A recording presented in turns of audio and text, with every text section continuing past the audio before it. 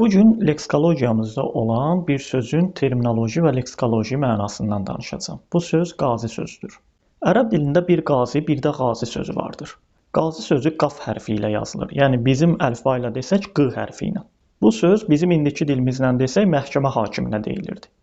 Əvvəllər bütün İslam dünyasında şəriət qanunları keçərli olduğu üçün məhkəmələrdə çalışan qazilər cəmaatın bütün boşanmaqdan, evlənməkdən, cinayətlərdən tutmuş hər bir məsələlərinə baxır, qəzavət edir və hökm oxuyurdular. Yəni yuxarı-aşağı bugünkü gündə də bizim məhkəmə sistemləri həmin keçmişdəki qazilik idi. Bir də dediyim kimi ərəb dilində qazi sözü var. Yəni qayn hərfi ilə başlayır. Bizim əlifba ilə desəm ğ hərfi ilə. Qazi sözü qəzvə sözündəndir. Bəs qəzvə nədir? Peyğəmbər zamanında olan döyüşləri iki adla adlandırırlar. Biri səriyyə, biri qəzvə.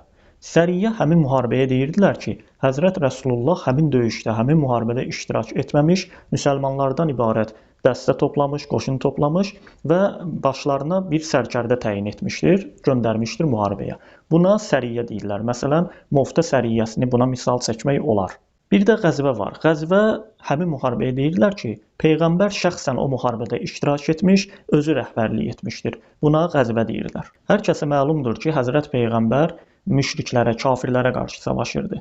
O Həzrət dünyasını dəyişəndən sonra zaman keçdikcə müsəlman dünyasında kafirlərə, əsasən də xristianlara qarşı dayanan, onlarla döyüşən şəxslərə, nüfuzlu döyüşçülərə, sərkərdələrə qazi deməyə başlamışdılar.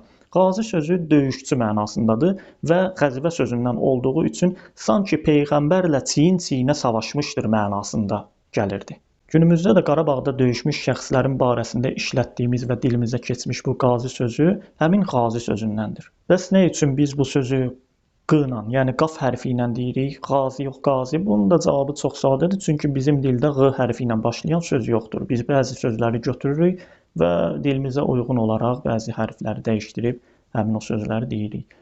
Bu qədər. Video xoşunuza gəldisə bəyənməyi, paylaşmağı və kanallarıma abunə olmağı unutmayın.